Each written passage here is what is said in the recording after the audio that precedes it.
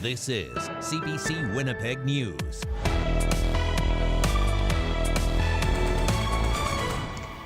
Good evening. Thank you for joining us. True North Real Estate Development has unveiled its plan to transform downtown Winnipeg's Portage Place. True North wants to turn that rundown mall into a downtown community campus. Here's what the company would like to do. True North plans to add 12 stories to the east side of the mall to create a healthcare tower, with a primary care clinic, walk-in clinic, a dialysis center, and addictions clinic on the lower floors, and an expanded Pan Am clinic in the tower. On the west side of the mall, 13 stories will be added for residential housing. There will be a grocery store on the main floor. The middle of the mall will have a community space, a center for community organizations, and the glass atrium will be removed to restore Edmonton Street between Central Park and Graham Avenue. This plan will take 3 years to complete and about $550 million. CBC's Bartley Kivas brings us more. This 36-year-old megalith of a mall has shuttered storefronts and empty spaces where anchor tenants used to be. True North Real Estate Development wants to rip out this atrium and build 2 new towers at either end in what amounts to a radical makeover. I have a hard time distinguishing between opportunity and obligation some days. Mark Chipman of True North Sports and Entertainment, which has invested nearly $900 million in downtown real estate over the past 2 decades, says his company couldn't stand by and allow Portage Place to languish after its owner, Vancouver's Peterson Group, indicated the massive mall could soon be shuttered. Don't mean to sound overly altruistic here, but my father taught me long ago, if you see a need, then maybe there's an adjacent opportunity with that. The opportunity involves the end of Portage Place as a retail mall and the creation of a downtown community campus, starting with this 15-story healthcare tower with an expanded Pan Am clinic on the upper floors and a primary care clinic on the main floor. A new tower on the west side of the mall would have housing and a grocery on the main floor. The middle of the mall would have a community center. Social activists call this exciting. A lot of what the community has been identifying over the past few years has, as mentioned, at least in the plan. But as always, the devil will be in the details. The Southern Chiefs organization said the Portage Place plan dovetails with its own redevelopment of the former Bay building, kitty corner to Portage Place. We haven't gotten anything specific yet in terms of the conversations that we've had, but I think there'll be a lot of synergies that are present there. The province plans to support the redevelopment by signing long-term leases for public health facilities within the private tower. The Premier also suggested Manitoba will offer True North tax incentives. This Made in Manitoba plan and vision promises not only to revitalize our downtown, but also remove barriers and create a place where people want to gather. Mark Chipman said the redevelopment won't be a cure-all for everything that ails downtown, including poverty, homelessness, crime, and addictions. He said he merely hopes it'll be a catalyst for change. Bartley Kivas, CBC News, Winnipeg. Nearly a year ago, Winnipeg police found the remains of Rebecca Contois at the Brady landfill. Her death was linked to a string of killings by an alleged serial killer. The bodies of 2 other women are believed to be in another Winnipeg landfill. Today, the results of a feasibility study were released into whether a successful search of that other landfill, Prairie Green, is possible. CBC's Stephanie Cram has the details. The message from the Assembly of Manitoba Chiefs is clear. A search of the Prairie Green landfill must happen. If a search is not carried out, it will demonstrate to all First Nations across Canada that this government condones the despairing act of disposing of First Nation women in landfills. That landfill is where the bodies of Mercedes Myron, Morgan Harris, and a third unknown victim known as Buffalo Woman are believed to be. Today, the AMC released the findings of a study on the feasibility of a search of the landfill, in direct response to police saying it was not possible. This feasibility study is 55 pages long, and as it should be, but no amount of words on paper can give you enough reasons as to why you should search for our woman. Cambria Harris says what happened to her mom, no family or person should ever have to go through. In a black and white society, Indigenous women are known to have a red target on their backs. The report says a search could take years to complete and would cost up to $184 million. When looking at the price, Grand Chief Merrick says to remember the families. You cannot put a price on the lives of First Nation women or the horrific and profound loss their families have experienced. Crown Indigenous Minister Mark Miller was asked about the report today while visiting Nain, Labrador. As the Assembly of Manitoba Chief said, what signal do you send if you don't search for First Nations bodies that have been disposed? The report suggests putting cameras and GPS tracking on all garbage trucks in Canada and upgrade video surveillance at landfills. For Jordan Myron's sister to Mercedes Myron, this time of year is a reminder of what her family lost. Breaks my heart that I don't have a grave to take my niece and nephew to this Mother's Day. The study says it's not guaranteed the women will be found, but says the bigger price of not doing a search is the cost of more pain to the families. Stephanie Cram, CBC News, Winnipeg. Stories like this one can be difficult to process. Support is available to anyone triggered by what's happening. We're putting phone numbers up on the screen for you with just some of the available helplines. You'll find all these numbers online as well, including at the bottom of our story on our website, cbc.ca/Manitoba. A warning for parents and caregivers tonight after 3 reports of a man trying to lure children from 3 different Winnipeg schools yesterday. A man approached 2 children at Wayota Elementary School in Transcona just before 4 in the afternoon. Police say he tried to grab one of the children, but they ran away, and the man then ran toward Kildare Avenue. Then, just before 5 p.m., police say a man in a sedan approached an 11-year-old at Arthur Day Middle School, that's also in Transcona, and he tried to lure them back to his house with the promise of video games and candy. Police say he grabbed the child, but they managed to get away. The third case police heard about was in St. Vital. A man was spotted watching children play at Victor Wyatt School during the lunch hour. Staff approached him and he ran. Police are investigating whether the same man could be responsible for all 3 incidents. Maxime Bernier wants to make Manitoba his home. The leader of the People's Party of Canada says he'll move here if he wins the Portage-Lisgar by-election. That riding might provide his party's best chance at a victory anywhere in Canada. But still, it won't be easy. The CBC's Ian Fraze reports. Maxime Bernier is rallying his supporters in Portage-La Prairie. The leader of the People's Party of Canada wants to be their next MP. We have here, right now, a special opportunity. It's simple. The opportunity to jumpstart a much-needed political revolution in our country. Bernier feels the seat once held by Conservative Candice Bergen is ripe for the taking. There's a big contingent in Portage-Lisgar of people who oppose COVID mandates like Bernier's party. And it's where the PPC got its best result in the 2021 election. They came in second with 22% of the vote. Bergen got 50%. The Liberals and the NDP are not competitive here. This is a 2-horse race between the People's Party and the Faith Conservative Party. Bernier came out swinging against the federal Conservatives. He says the party says one thing to rural Manitoba and something else entirely to Canada's biggest cities. I'm your man. I won't change and I won't compromise. The battle is too important. Bernier railed against what he calls the woke cult that indoctrinates children and promotes transgender rights. I know that if we do not fight for our values and culture, we will lose everything. A pollster says the PPC has a big challenge ahead.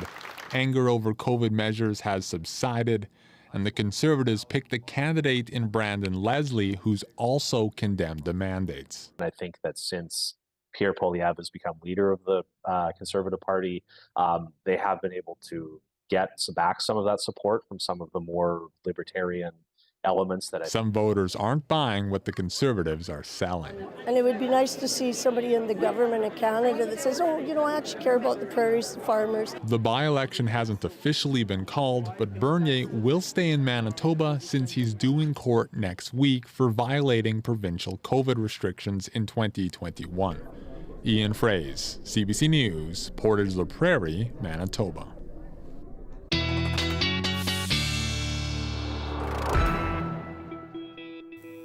Our weather specialist Riley Laychuk joins us now for the all-important Friday forecast.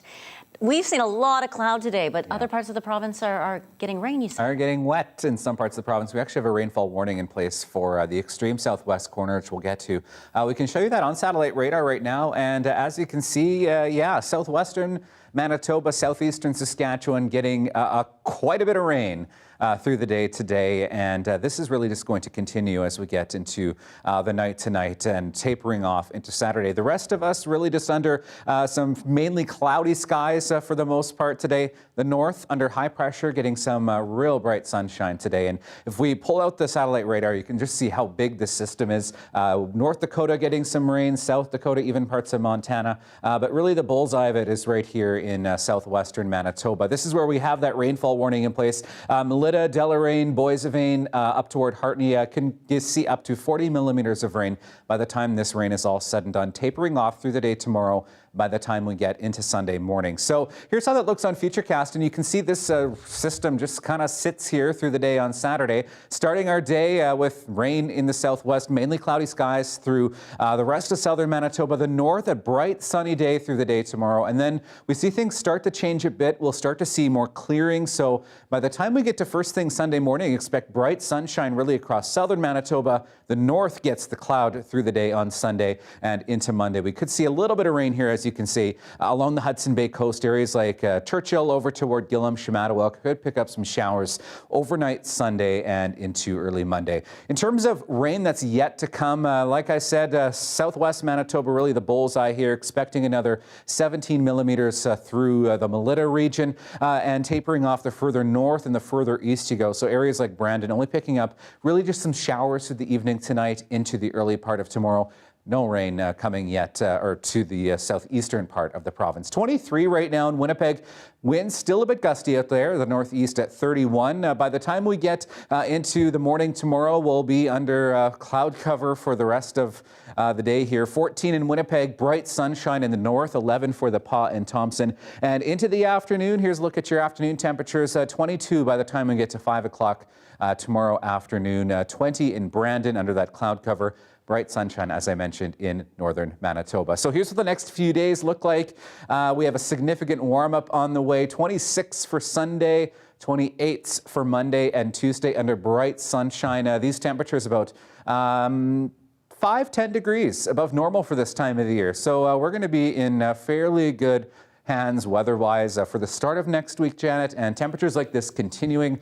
I'll have that and your Mother's Day forecast coming up a little bit later. Thank you very much, Riley. No problem. Well, people are starting to arrive now, getting together for the first ever Evening of Black Excellence held at Maples Collegiate. The soiree was put together by teenagers from the high school's Black Students Union, which was formed just this school year. CBC's Emily Brass joins us now live from the event. What's happening there, Emily?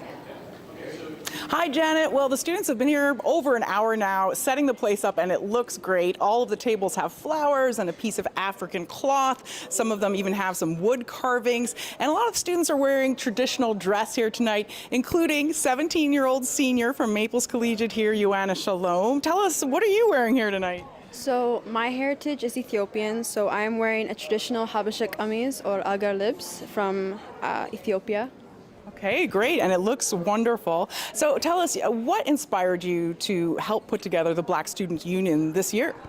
So Maples is a very diverse school, a very diverse community, and we felt that we wanted to see ourselves represented in that diversity, which didn't really exist for a very long time. So this September, I decided that I would gather a few of my friends, and we would meet every Wednesday in our teacher's class, and from there, it just grew into something much larger. And how has it changed things for you and the other students now that you do have the Black Students Union? We have a presence in our school that we did not have before. Like, even now, everyone in our school has been talking about this event, black and non-black, and it feels so incredible to be a part of something like this. Wow. And so what is happening tonight? Tell us a bit about the lineup. So we'll have a keynote by former NHL player Ray Neufeld, and then we will have student performances from Maples, West K, and Garden City. Primarily, the focus of tonight is the students. And then there's students from other schools who are involved. Amber Trails, I believe, will also be doing a performance tonight. Wow. And what kind of performances are we talking about? A range of performances from spoken word to taekwondo to a strings performance at the end. And this is your last year going to school here. I mean, how does it feel to you knowing that you're helping set up this network? Because it's not just your school, other schools are starting to have black student unions. Like, what is that networking doing for Winnipeg? I feel like this is something greater than myself, truly. I'm seeing how all these interactions with all these people, I'm leaving behind something, and I'm proud that I was a part of it. And what are you most looking forward to tonight? I heard you mention the food earlier. Yes, the food. The catering is by Black-owned businesses, which is something that I thought was so beautiful. The food, but also just being in community and looking around and seeing all these different cultures and backgrounds. It's really just beautiful. Thank you so much. Thank you. That was Joanna Shalom, a senior here, and the event starts at 6 and runs until 9, and it's free. Emily Brass reporting live tonight. Thank you, Emily. They fought their way through round after round of the playoffs. Now the Winnipeg Ice are just 4 wins away from being Western Hockey League champions. One of the team's stars tells us what's made this year's team so successful after the break.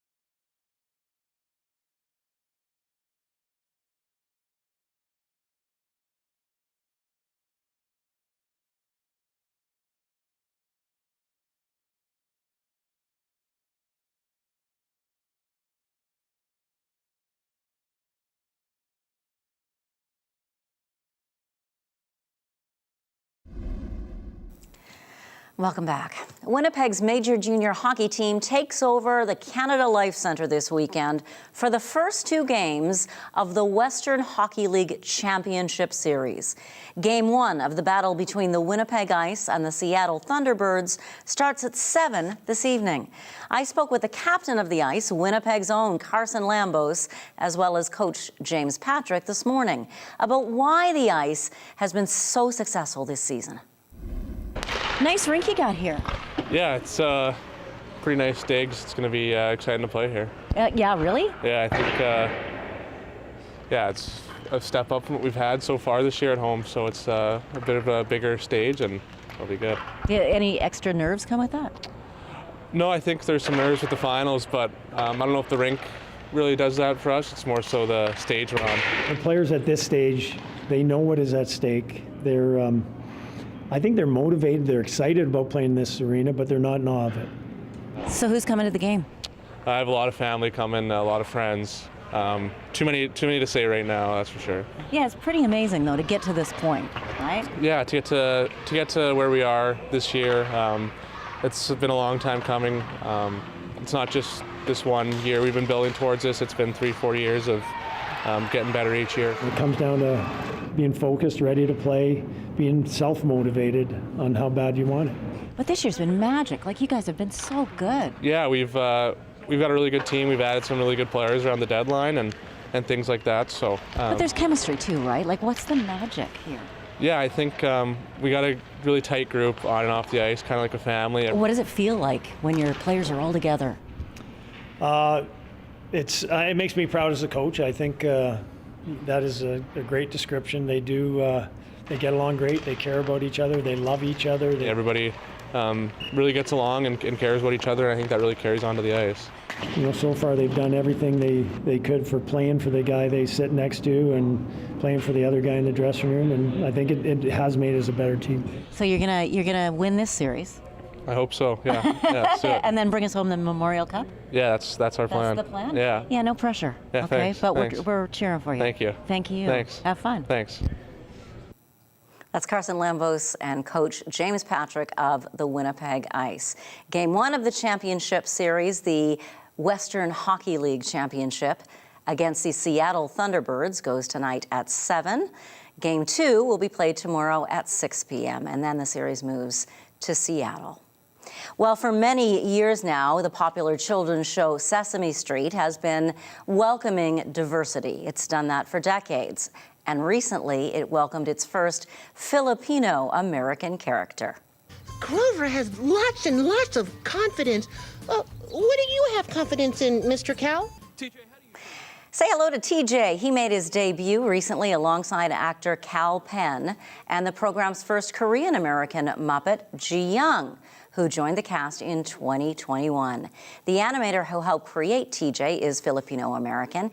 He collaborated with the show's creative director and also drew inspiration for TJ from his friends' children. Riley Laychuk's back with your 7-day forecast as we head into the weekend, and then we'll bring you a daily lift that'll have you wanting to get up and dance. Stay with us. CBC Winnipeg News will be right back.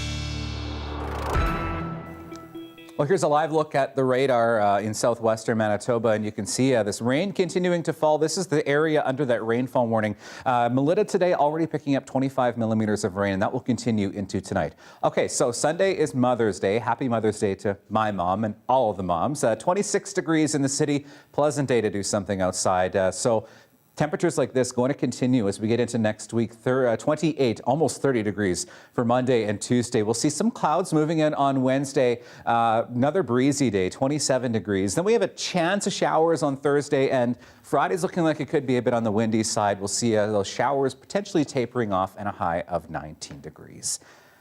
Well, Indigenous young people from several communities in Manitoba and right across the country have been practicing their moves for 8 months now. Wow. The grand finale, 2 big performances in Toronto. The first one was earlier today. Here is your Daily Lift.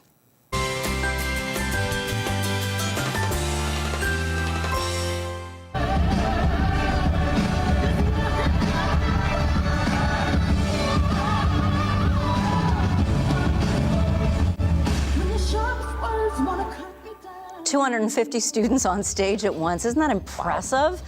They all took the stage for the annual Outside Looking In Dance Showcase. OLI connects them with professional choreographers in this high school accredited program, which promotes personal growth and academic success. Students from St. Teresa Point, Penamutang, Wasagamak, Red Sucker Lake, Garden Hill, and Pekanjikam all performed in today's grand showcase. They'll take the stage for a different audience tomorrow. OLI Dance says its participants have an impressive 96% high school graduation rate.